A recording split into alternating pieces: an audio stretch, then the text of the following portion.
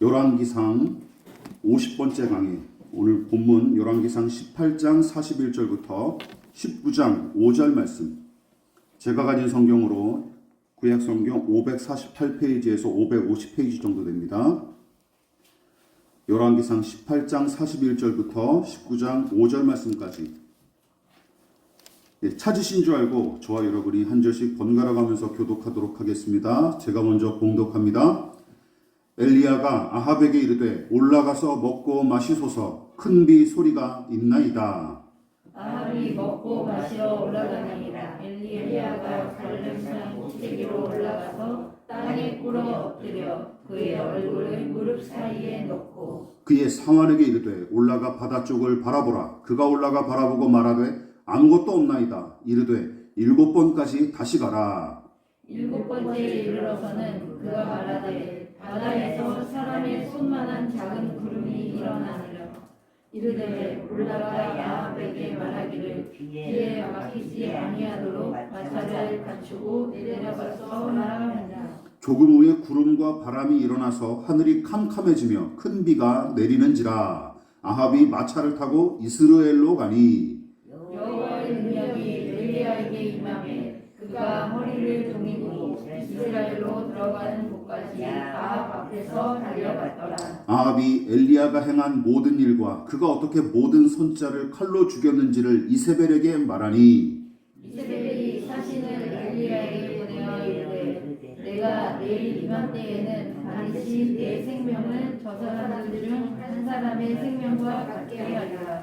그렇게 하지 아니하면 신들이 내게 벌 위에 벌을 내리지 마땅히라 하니라. 그가 이 형편을 보고 일어나 자기의 생명을 위해 도망하여 유다에 속한 브엘세바에 이르러 자기의 사환을 그곳에 머물게 하고 자기 자신을 방으로 들어가서 하루일쯤 가서 한 로덴나무 아래에 앉아서 자기가 죽기를 원하여 이르되 여호와여 넉넉하오니 지금 내 생명을 거두시옵소서. 나는 내 조상들보다 짜지 못하나이다 하고 다 같이 로뎀나무 아래에 누워 자더니 천사가 그를 어루만지며 그에게 이르되 일어나서 먹으라 하는지라.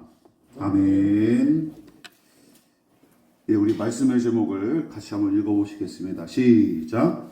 나는 내 조상들보다 낫지 못하나이다. 나는 내 조상들보다 낫지 못하나이다 라는 제목으로 하나님 말씀 전하도록 하겠습니다.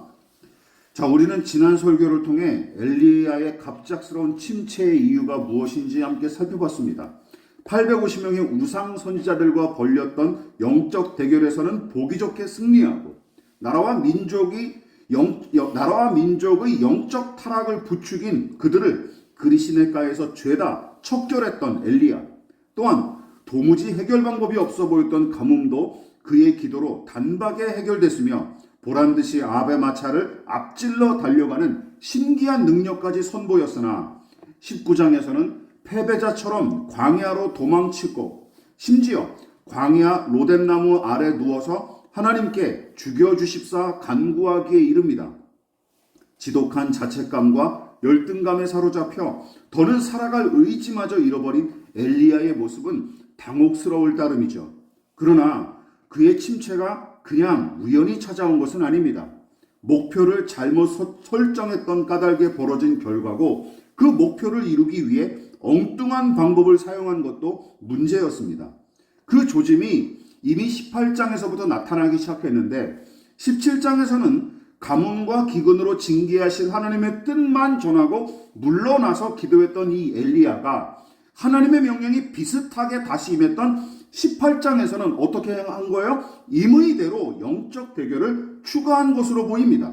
그러니까 17장의 엘리야는 하나님의 명령에 고지곳대로 순종했고 그게 그의 가장 중요한 목표였지만 18장에서는 아합과 만나라 하는 말씀에 순종하는 정도로 만족할 수 없었고 아합과 이세벨의 변화나 굴복을 더 큰 목표로 삼았던 탓에 우상 선지자들과의 영적 대결을 제한하기에 이르죠. 게다가 왕과 왕비의 변화나 굴복을 위해 사용한 방법도 부적절했는데 우상 선지자들과의 영적 대결을 통해서는 불로 임하시는 하나님의 권능과 위엄을 드러내고 승리한 뒤에는 우상 선자들을 직접 제 손으로 처단함으로써 아합과 이세벨에게 두려워할 심판과 권능의 하나님을 과시하고 싶었던 게 틀림없어요. 다시 말해서 이렇게 정리해 볼 수 있습니다. 하나님의 명령과 그 뜻 안에서 움직이는 정도로는 자기 멋대로 세운 목표를 이루지 못할 것 같았기에 눈에 띌 만한 퍼포먼스를 임의대로 덧붙인 게 문제였습니다. 게다가 하나님께서 의도하신 뜻과 다르게 크고 강하게 그리고 세게 보임으로써 이 아합과 이세벨을 굴복시키려는 게 목적이었던 것이죠. 그런데 어땠습니까? 교활한 아합은 이세벨에게 이 일을 고자질하며 계속 머리나 굴릴 뿐이었고, 살기 등등한 이세벨 이 여자는 도리어 엘리야를 저주하고 협박하기에 이르자 엘리야는 그 모습에 기겁하며 달아날 수밖에 없었습니다. 19장에 기록된 엘리야의 모습은 18장의 엄청난 승리가 다 무색할 정도죠. 그러나 18장의 승리와 19장의 침체 이야기는 TV 연속극처럼 상승과 하강, 성공과 실패, 승리와 패배, 추격자와 도망자 등의 극적인 재미를 주기 위해 기록된 것이 아닙니다. 본문은 18장과 19장 사이에 완전히 달라진 엘리야의 처지와 그 심정을 중점적으로 보여주는 것처럼 보이지만 그를 향한 하나님의 반응과 일하심도 우리는 놓쳐서는 안 되는 것이죠. 자, 그렇다면 이 이야기는 어떤 하나님을 보여주고 교훈합니까? 우선 두 가지로 함께 살펴보도록 하겠습니다. 자, 첫 번째입니다. 어떤 하나님을 보여줍니까? 시작. 엘리야에게 실패와 침체를 허락하신 하나님. 약간 좀 맞듣지 않고 불쾌한 내용이죠. 우리는 열왕기상 17장에서 사르밧 미망인의 집에 머물던 엘리야가 아이의 죽음으로 말미암아 하나님께 간곡히 기도했던 이야기를 이미 살펴봤어요. 한번 그 이야기를 떠올려 보십시오. 그때 엘리야와 사르밧의 미망인은 아이의 죽음을 도무지 이해할 수 없었고, 더 나아가 이 비극을 허락하신 하나님도 이해하기가 어려웠습니다. 그렇죠. 누구나 다 그렇지 않습니까? 게다가 사르밧의 미망인의 가족은 오랜 가뭄과 극심한 기근을 견디지 못하고 죽으려던 사람들 아닙니까? 따라서 엘리야와 이 가족 앞에 놓인 세상은 이전에 알던 세상이 아니었어요. 다시 말해 어느 정도 질서가 있고 예측이 가능한 까닭에 준비 태세를 미리 갖출 수 있는 세계가 아니라 도대체 무슨 일이 일어날지 예측할 수 없는 혼돈과 미지의 세계를 맞이한 것이죠.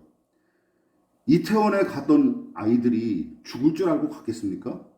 그런데도 손가락질하고 나무라는 사람들은 정신병자들 같아요. 그렇지 않습니까? 그 상식 아닙니까?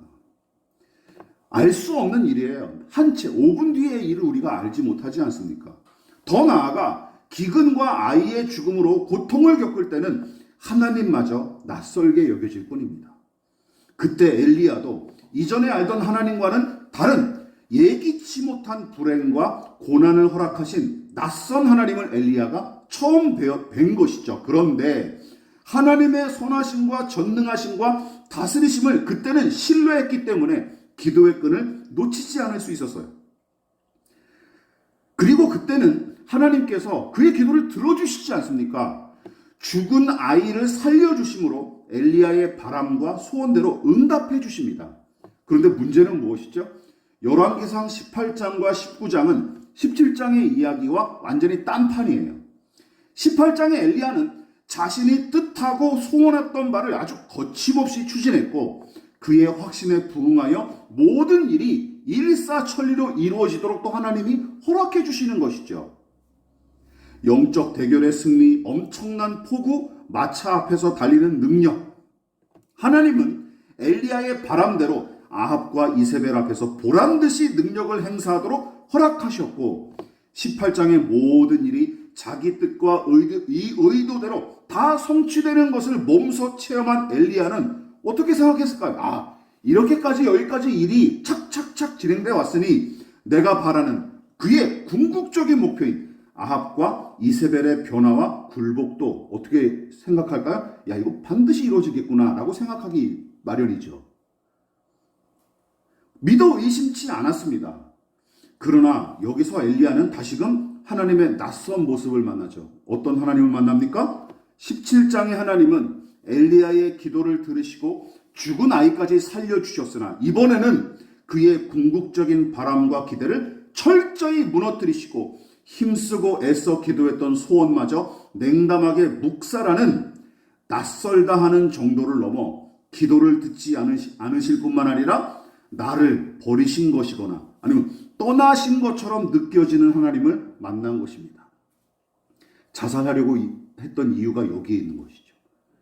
하나님이 나를 버리신 건가? 내게 등을 돌리신 건가? 라고 생각을 한 것이죠. 그러니까 17장에서는 가뭄과 기근과 아이의 죽음 등의 고난과 고통을 허락하신 낯선 하나님을 만났다면 19장에서는 자신의 소원을 모른 채 하시고 기도마저 외면하는 것처럼 보이는 하나님을 아주 뼈저리게 몸서리치게 체험하고 있는 거예요. 나의 간절한 기도에도 침묵하시고 내 바람과 소원을 거절하시는 하나님, 그리고 침묵하시는 하나님, 내 곁을 떠나신 것 같은 부재하신 하나님. 여러분 기억하십시오. 그런 하나님을 엘리야만 혼자 겪은 게 아닙니다.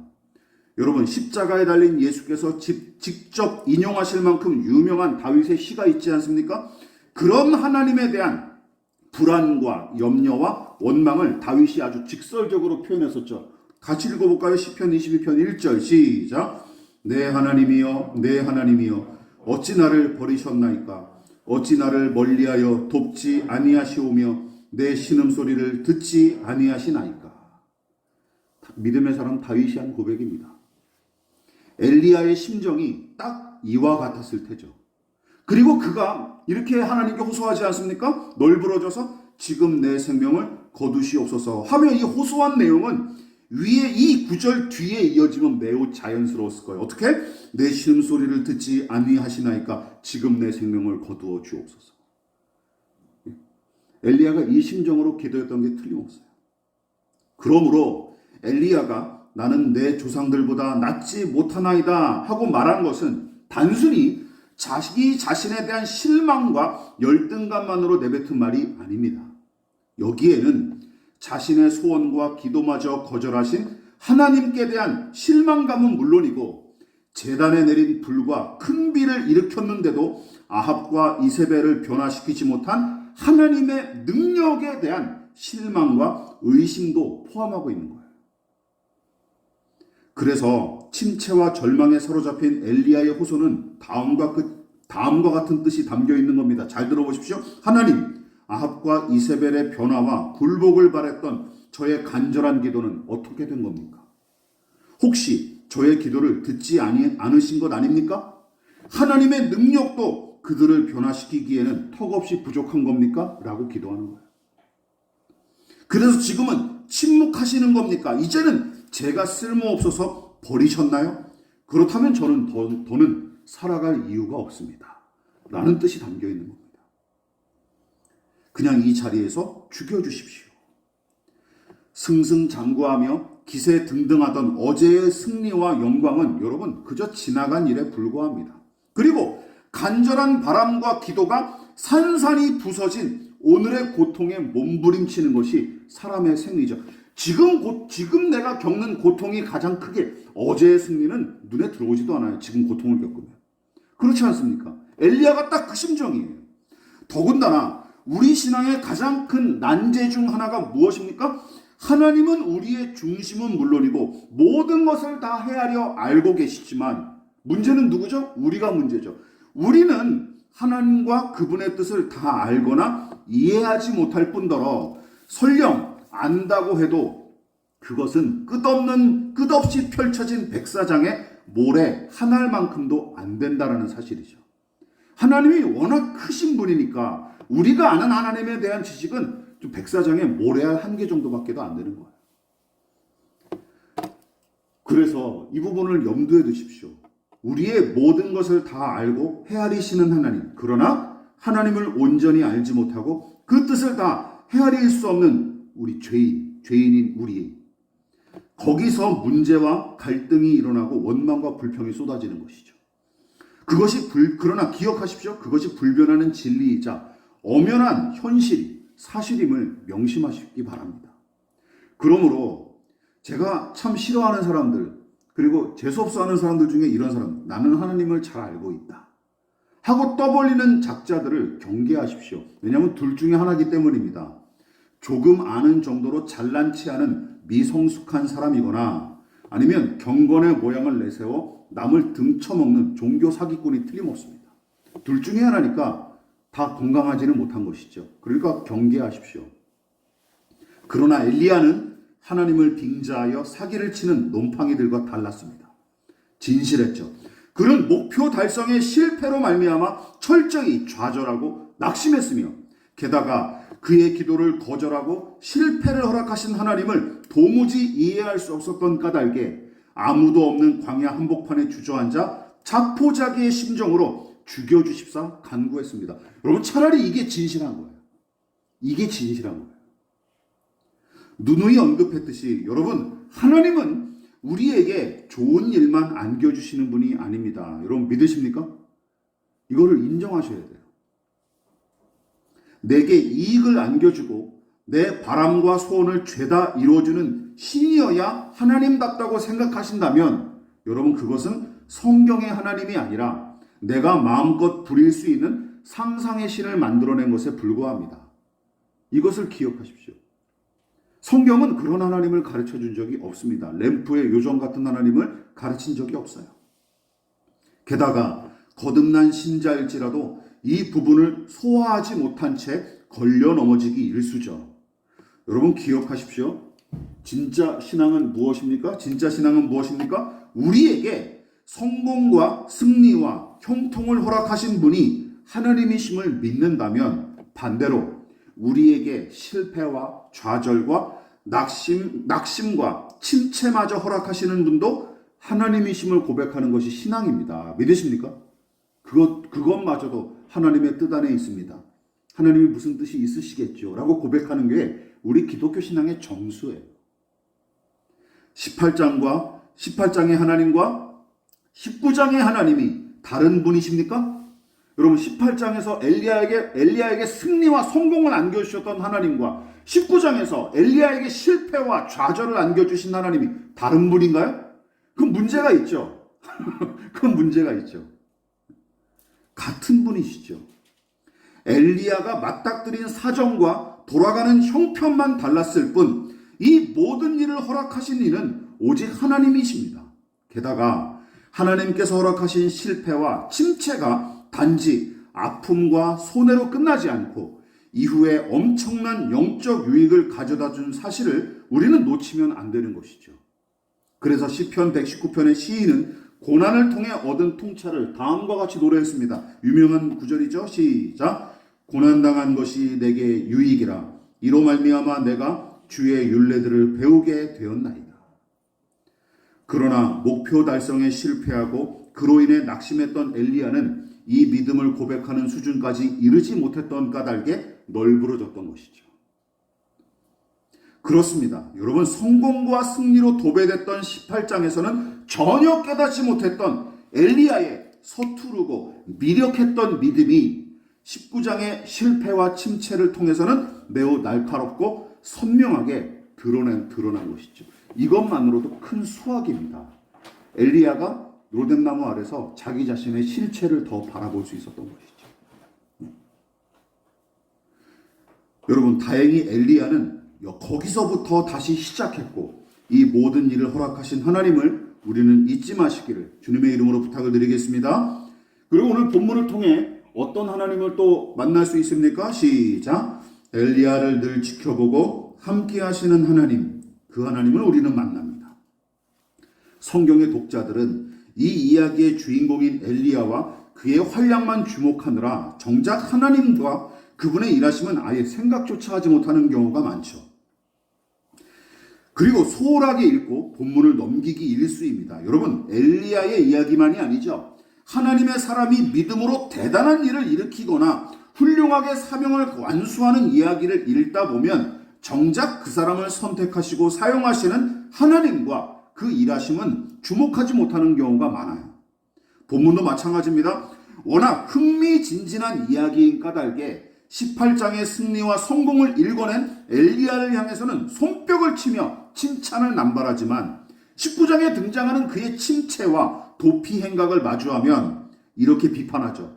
승리와 성공에 도취되어 어느새 믿음을 잃은 선지자, 이세벨의 협박이 무서워 달아난 겁쟁이, 체력과 건강관리에 소홀하다가 탈진한 사역자의 표본 등의 이유를 내세워 비난하기 일쑤입니다. 하지만 정작 엘리야를 지켜보시고 함께 하시는 하나님에 대해서는 이야기하지 않는 경우가 많아요.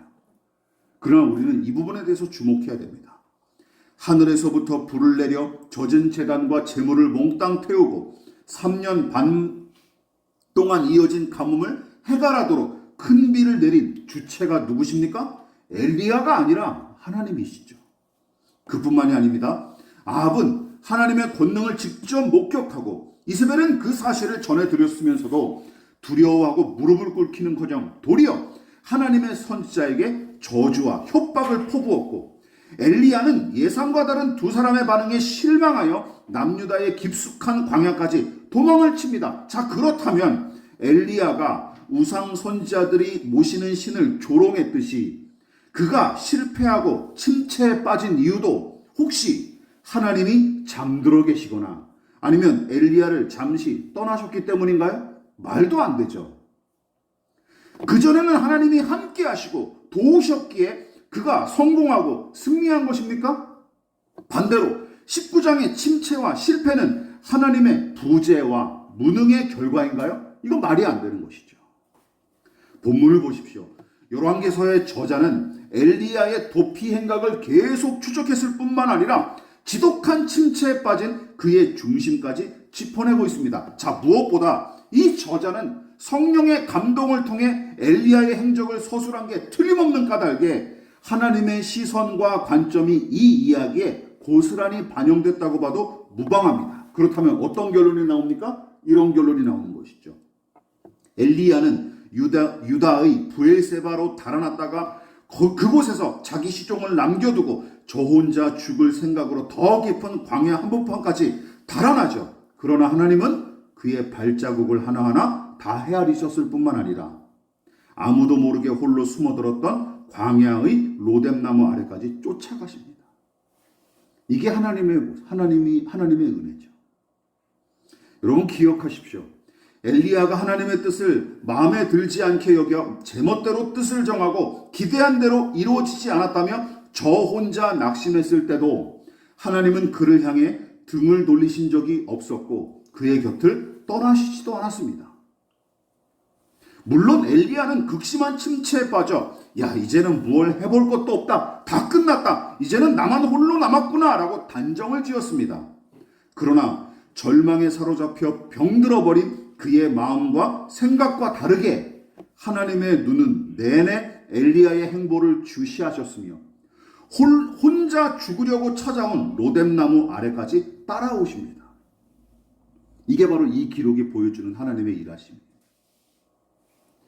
지금 그는 자신을 가리켜서 뭐라고 규정했어요? 선조들보다 나을 것이 없는 못난 놈으로 자기 자신을 규정했고, 거기 더하여 나같이 덜 떨어진 놈을 당신의 종으로 쓰실 리가 있겠는가?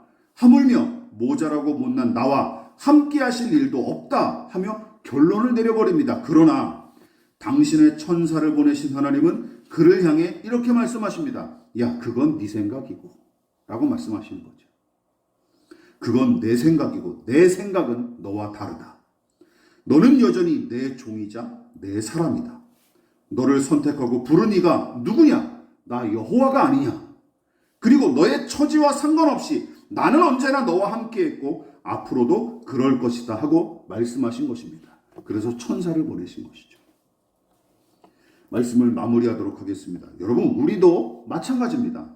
쓰임받은 모양새는 비록 엘리야와 다를지라도 18장의 엘리야처럼 성공과 승리를 경험하며 뿌듯함과 감사함에 겨워 하나님을 찬양할 때도 있지만 19장의 엘리야처럼 실패와 좌절을 겪고 침체에 빠져 허우적대다가 정말 하나님이 나를 사랑하실까?